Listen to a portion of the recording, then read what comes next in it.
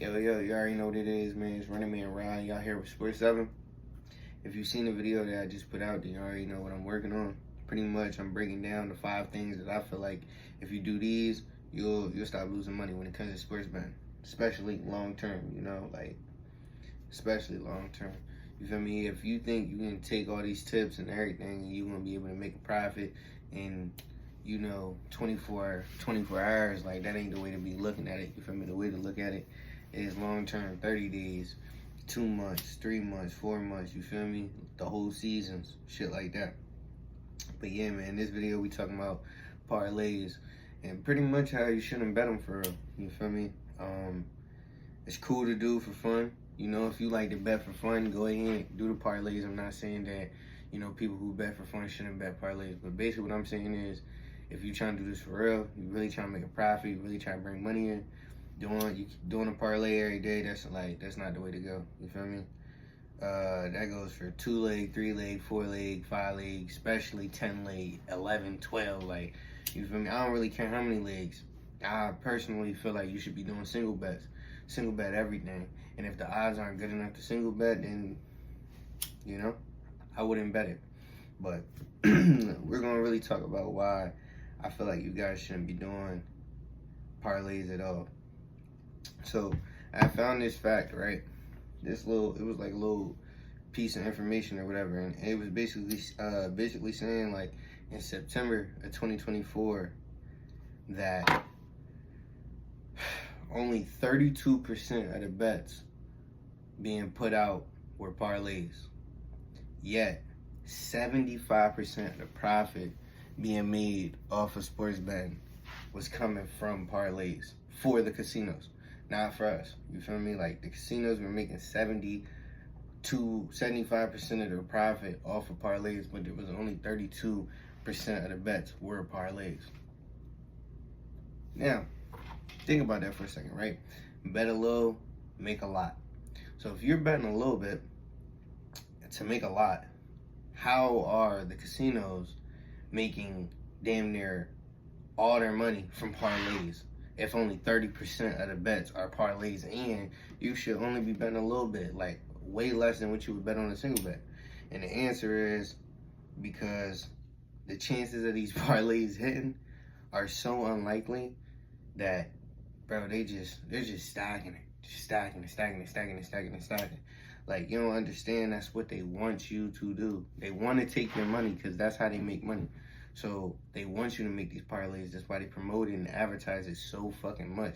You feel me? They're ready to give you profit boosts and all this other shit. If you make a 4-leg, plus 500, plus 400, all this extra shit.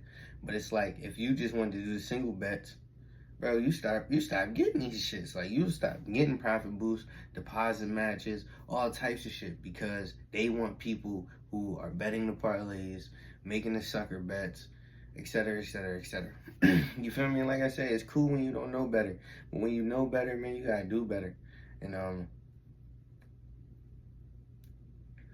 parlays ain't that. Parlays ain't that. You feel me? I'm gonna tell y'all something though.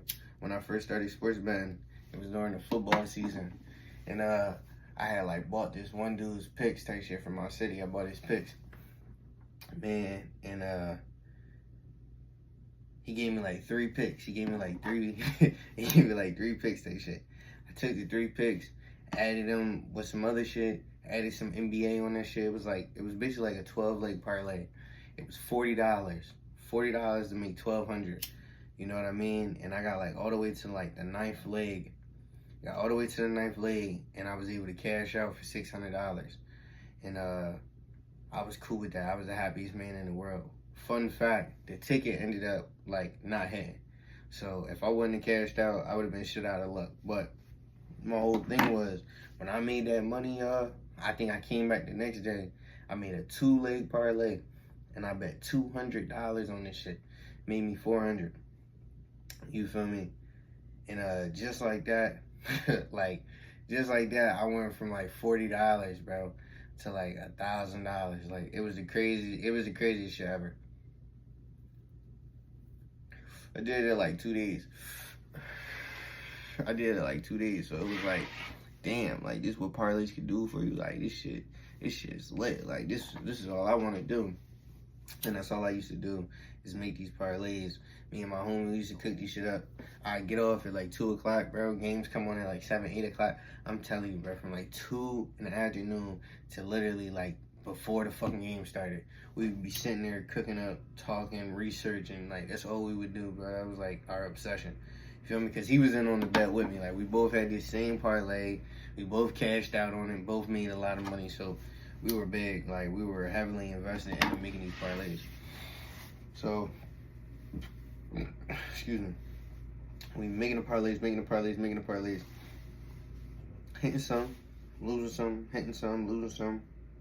Go through a winning streak, think we them niggas, you feel me? Go through a losing streak, we don't know what the fuck going on. And it was just crazy because it took us so long, but like when we had transitioned into like, yo, maybe we should just bet on like single bets and only like the one thing, you feel me? It was just like, bro, it was like a game changer. Like I said, at first it was kind of new and it felt weird, like when we first started doing it.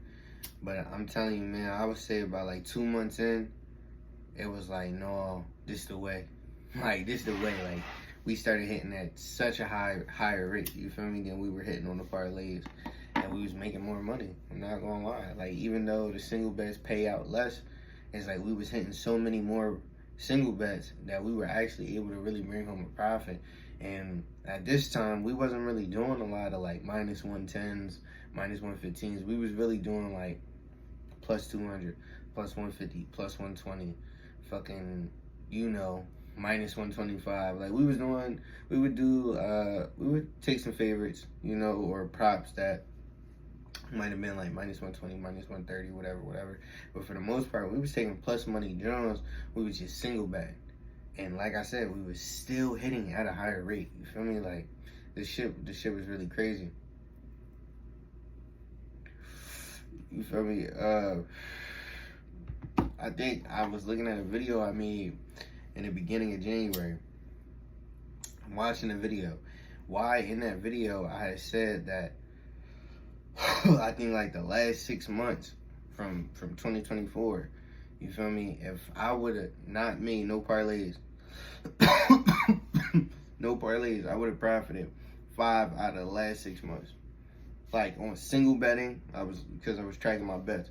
On single betting, I was in the green 5 out of the 6 months. It was the parlays that I'd be in the red. Them Jones was fucking me up. It was killing me. And I was losing bread. And like I said, it took me a while to make that transition. So I know it might be hard for you not to do it, but at the same time, like, if you got 5 plays on the slip, you hit 4 out of the 5. If you would have single bet that shit, you would have made some bread. You feel me? If you got it all on the parlay, though, your shit cooked. You feel me? I know people, because I used to do it too. You put the same thing, that one pick on all your slips. That one pick loses, and now all your slips are cooked, done, it's over. You feel me? And it's like, bro, who wants to keep going through that? Like, it's just like backwards. You feel me? Like I said, they love taking our money, bro. So it's like, don't make it easy for them. You feel me? Because if our goal is to make money, then we got to make them taking money from us hard as fuck. Like, simple as that. And one way to do that is by single betting and not by making parlays. Now, there's 2 different reasons why I would make a parlay. The first reason why I would make a parlay is a correlated parlay. All right, a correlated parlay. And I'm not really going to get too deep into it, but a correlated parlay might be like something of the sorts of, you got a team, you know, and they need this win to make it into the playoffs, okay? And then you got the star player on the team, and obviously if this team needs to show up to make it to the playoffs, 9 times out of 10 the star player is going to show up.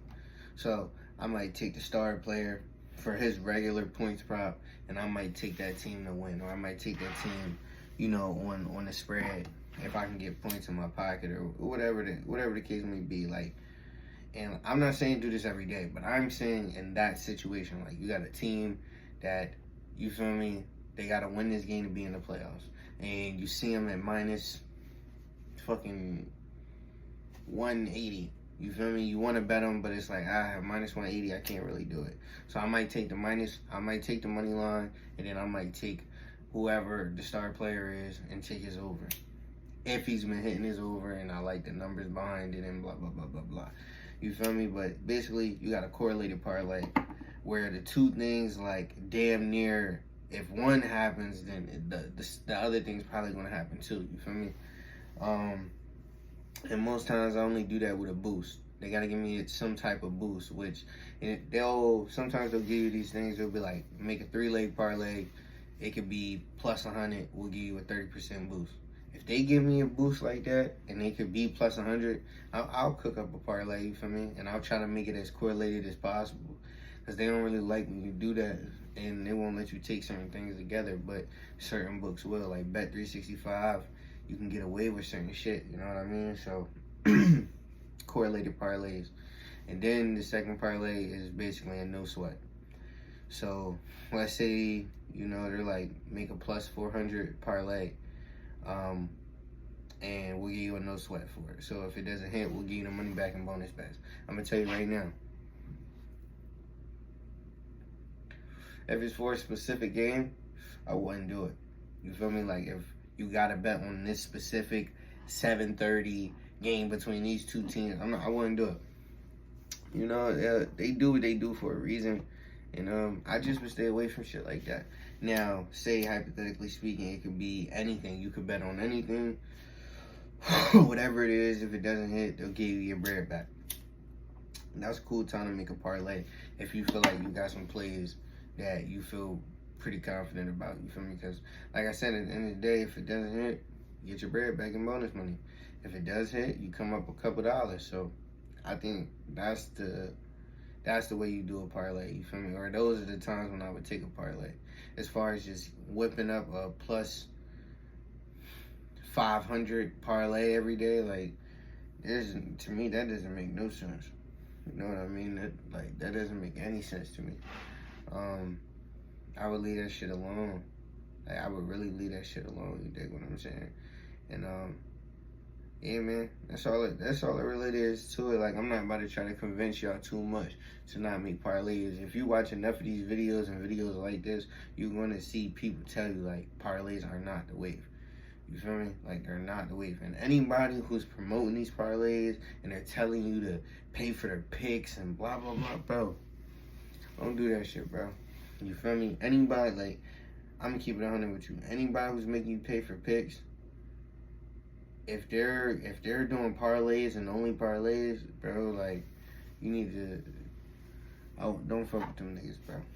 They know, just like we know, and just like I'm telling you right now, that long-term parlays is not a profitable way to go, long-term. They're taking the money that you guys are giving them, and that's what they're making their parlays with. So they could just fuck off this bread. If it hits, then they could post a slip. Oh, look at me. I hit a such and such and such and such. You feel me? But, like, it's way harder to hit single bets every single day and be in the green every single day. And that's what I feel like you should pay for. You should pay for a person who can hit at a consistent rate. You feel me? And make you money every day, not every once in a while, and hit big every once in a while. Like, that shit's dumb as fuck. And I did it myself, you feel me? I paid for a service. I'm not gonna say which one, you feel me? But I paid for this shit. They're pretty big, you know, they got a pretty big platform and shit. And this was around March last year. And I lost money, bro. Like, I lost so much money.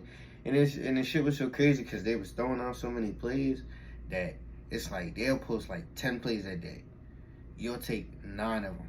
And it was like the one play you don't take, like, that one will hit. And I ain't saying that on no hating shit, like, trying to make it seem like I'm salty because I didn't win. But, like, you know, like I said, 9, 10 parlays a day is crazy as fuck. You feel me? I don't even think you should do 1 parlay a day. So, like I said, man, that's the video. It's Running Man Rod. This is Sports 7. Link in the bio.